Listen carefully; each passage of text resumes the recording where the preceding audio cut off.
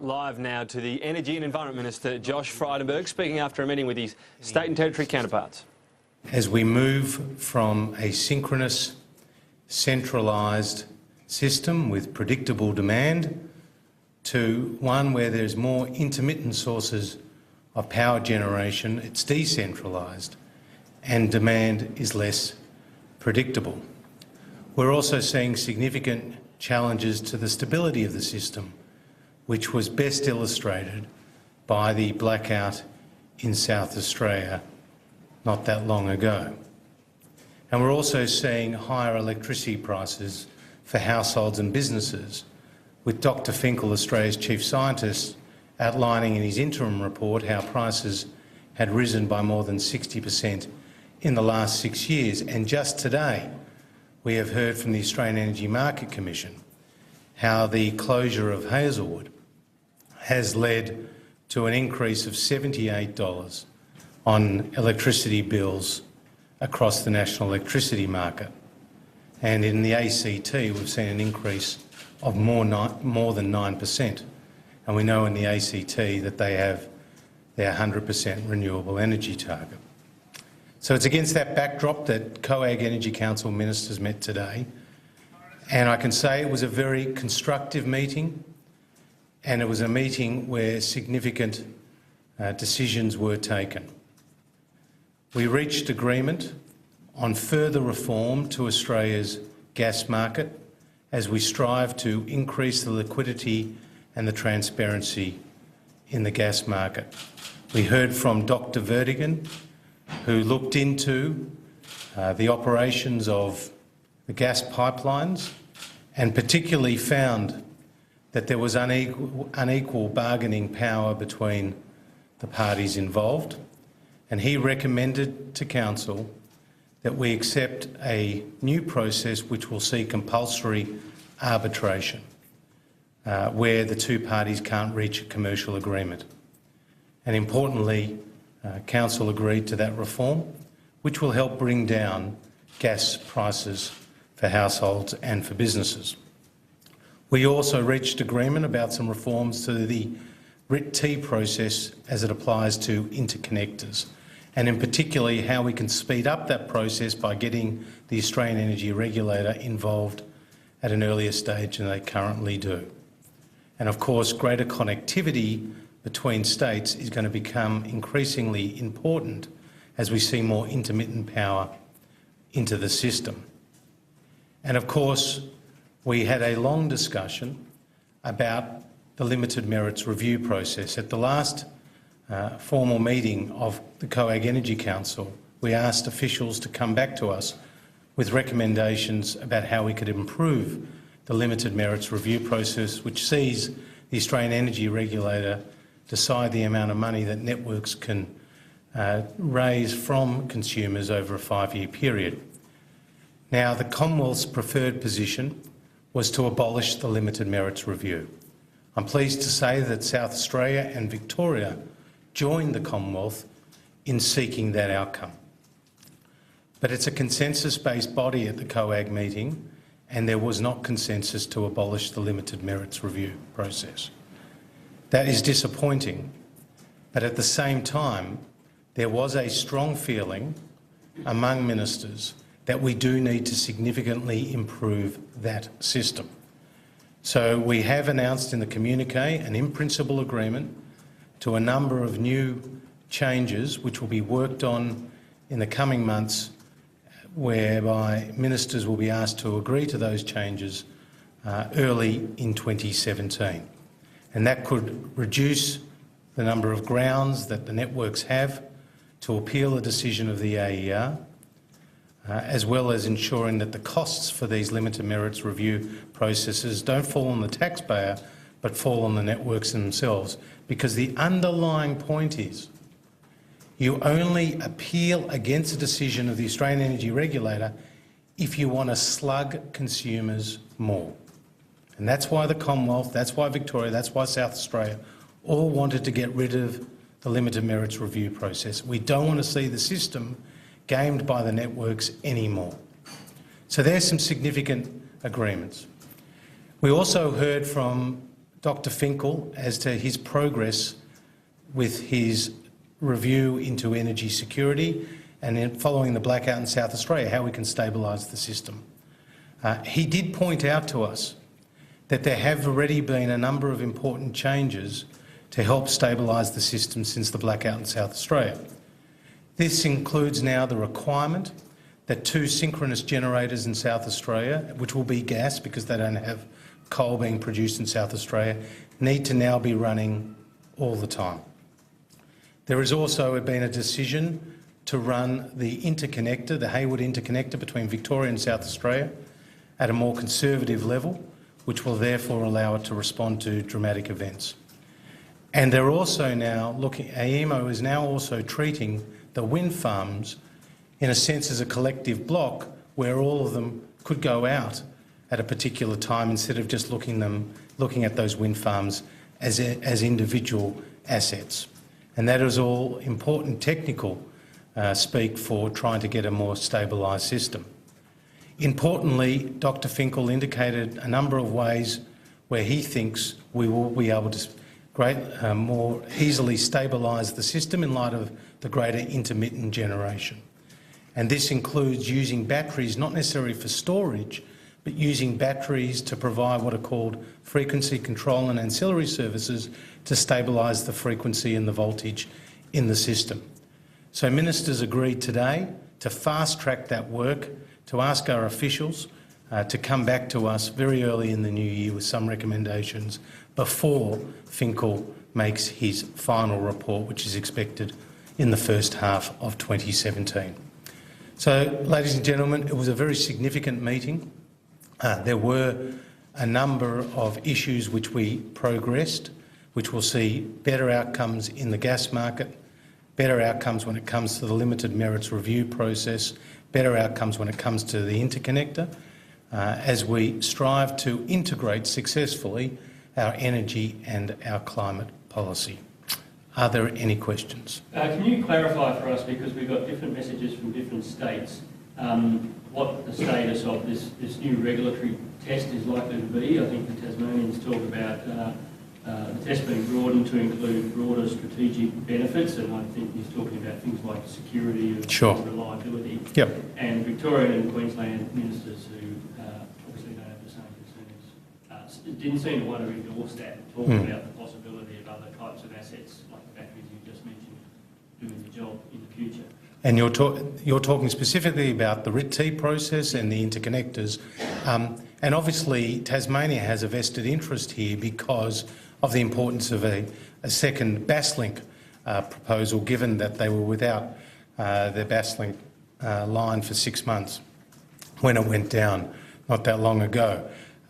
What we have made clear in the communique is that there's an overriding market test that it has to have an economic benefit to the consumers.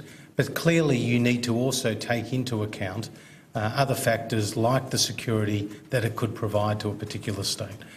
So those issues will be looked at in the context of the RIT-T process, but the overall market benefit and consumer interest and economic benefits need to be met in order for those interconnectors to be built.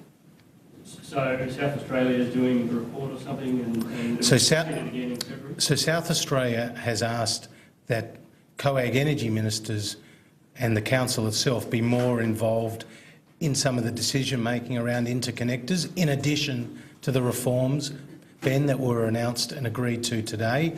So what Tom Koutsantonis will do with the agreement of council is come back to the next meeting with a paper as to some of his ideas once they evolve on that issue. But that is a separate discussion from the important reforms we agreed today to strengthen the AER's involvement in the regulatory process and to ensure that the RIT-T process can be done as economically and as efficiently as possible. Was there any discussion at all about a national energy strategy or about the AEMC's report about the impact of the closure of Hazelwood on the power prices? Look, people are very conscious about the closure of Hazelwood on the prices, and at the Commonwealth level, been very critical of Daniel Andrews' government for tripling the coal royalties on the companies that operate in the Latrobe Valley, which includes NG and Mitsui, the owners of Hazelwood. And I was in the Latrobe Valley just a few days ago, and I met with the workers who have now faced a very uncertain job future. There's a real human side to the closure of a major facility like Hazelwood, not to mention the economic security and economic and energy supply issues that are raised. As you know, the closure of Hazelwood will see Victoria going from being a net energy exporter, providing 16% of South Australia's energy, 6% of New South Wales and 6% of Tasmania's, to actually becoming a net energy importer at critical times of peak demand. So there is a great deal of concern as to the implications from the closure of Hazelwood. And of course, there's the higher electricity prices. So it's up to Daniel Andrews to explain to the people of Victoria, and indeed the people across Australia, why they have to pay higher prices for some of the decisions he's taken in order to win Green votes in the city. Was there any discussion about that? Ministers have had a discussion here about Hazelwood and the implications, and obviously ministers who have fronted the media today have taken questions about it as well to explain their position. But the closure of coal-fired power stations, as I pointed out, there's been 8 closures already in the last 5 years, and this is the 9th, and I did point that out to the meeting this morning. Queensland and Victoria were a bit critical of you or the Commonwealth for stepping away from the sort of market-based carbon pricing, internal carbon price policy, and said that their red targets were the only way to get to the Paris goals. I just wanted to get your response on both of those. Well, the Labor states are being highly irresponsible with their pursuit of the high renewable energy targets. We've seen a 50% target in South Australia, a 50% target in Queensland, and a 40% target in Victoria. This has only been matched by Bill Shorten, who has his own 50% renewable energy target by 2030, but has shown us no way that he has in order to reach his target. This is all very destructive to households and to businesses and to the investment climate, because what it does do is it sends electricity prices higher.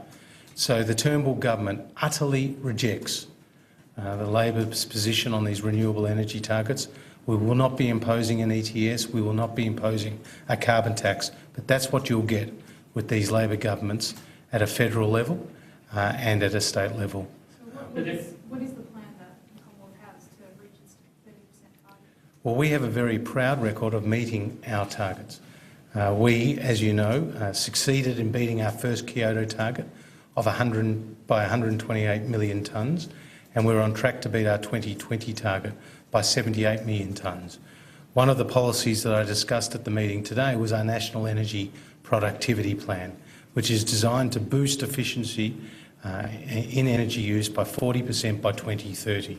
Now, that includes changes in the transport sector, that includes changes in the built environment, that includes changes to white goods and appliances. All of those changes are designed to reduce our carbon footprint. We've been very successful with our emissions reduction fund, where we have reduced emissions by some 178 million tonnes through 4 auctions to date. A lot of good work has been done in the agriculture and the land sector.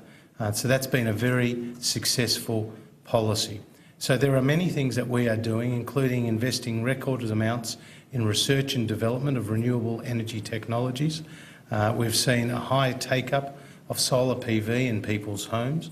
But all of those things are happening, and we are meeting our 2020 targets, and we have an ambitious 2030 targets, while Australia is helping, playing a leadership role internationally, because we have helped co-chair the Green Climate Fund, as well as the work that's been done on the Climate Finance Roadmap. We have led the work with China in helping to phase out hydrofluorocarbons, which are equivalent to the phasing out of those substances are equivalent to a year and a half's worth of the world's total emissions. So Australia is doing a lot of work internationally and domestically, but we'll do all of that Without a carbon tax, without an ETS, those are the policies, unfortunately, that the Shorten Labor Party do adopt. But all the expert advice that you have from the agencies and from Alan Finkel and other experts in the industry is that it would be much easier and cheaper to meet the 2030 target with some sort of emissions, market-based emissions scheme. And the Labor states are saying that if we had that at a national level, then we wouldn't have to be so gung-ho with our renewables targets. So isn't it the case that the federal government needs to do something as well on this? Well, our emissions reduction fund has been a very cost-effective form of abatement at $11.83 a tonne. That compares to the $15.4 billion hit that Labor had with their own carbon tax. So we know we have the mechanisms in place to meet our targets, but also to do so in a cost-effective manner. You see, some of these states, lecture the Commonwealth about climate change and energy policy, but they need to look in their own backyards. I mean, taking advice from Jay Weatherall on energy policy is a bit like being taught how to speak by Marcel Marceau. It just doesn't work. He's had blackouts in his state. He's running a big experiment. He's got 41% of his power coming from renewable energy, and he has the highest electricity prices across the national electricity market. So his policies have not worked. His big experiment has failed, and we won't be taking lectures from these Labor state governments that all they want to do is drive up electricity prices and to pursue green votes in the city at the expense of blue-collar workers in the regions. Minister, have you decided whether the Commonwealth will fund a second interconnector with either South Australia or Tasmania? Well, funding the interconnectors through the regulatory processes involve the AER making those determinations. Now, the second BAS link that you refer to is being looked at through a report by a man called John Tamblin, a former chair of the Australian Energy Market Commission. He'll report to both the Tasmanian and to the federal government very early next year, and we'll look at that on its merits.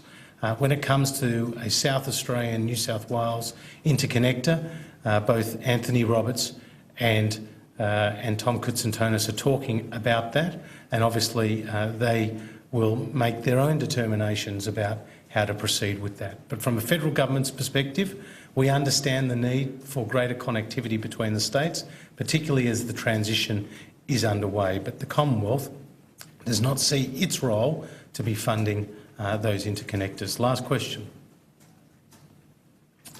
Thank you very much. Rule out any Commonwealth funding for those interconnectors before the next election? Well, Ben, the point is, the BAS Link one is we're waiting on a report. Now, it has been raised in the past that possibly that could be funded through the CEFC, the Clean Energy Finance Corporation. But we will wait to see how that report plays out. But in terms of the South Australian and New South Wales interconnector, that is one for the South Australian government and the New South Wales government to proceed with, and for them to go through the proper regulatory process, which we are obviously trying to speed up with the decisions that have been taken today. But today was a critical meeting of the COAG Energy Council. I thank the ministers for the good spirit and the frank discussions that were held. But the news for consumers and the news for businesses is that we have made significant decisions today which will help lower prices. There's no silver bullet out there. But what we are determined to do is to ensure that energy security is number one, that the lights stay on, and that we don't see a repeat of the blackout in South Australia, and that we ensure Australia's competitive advantage when it comes to energy security and energy pricing is maintained with the right policies that the federal government and the state governments can help to achieve through meetings such as this. Thank you very much.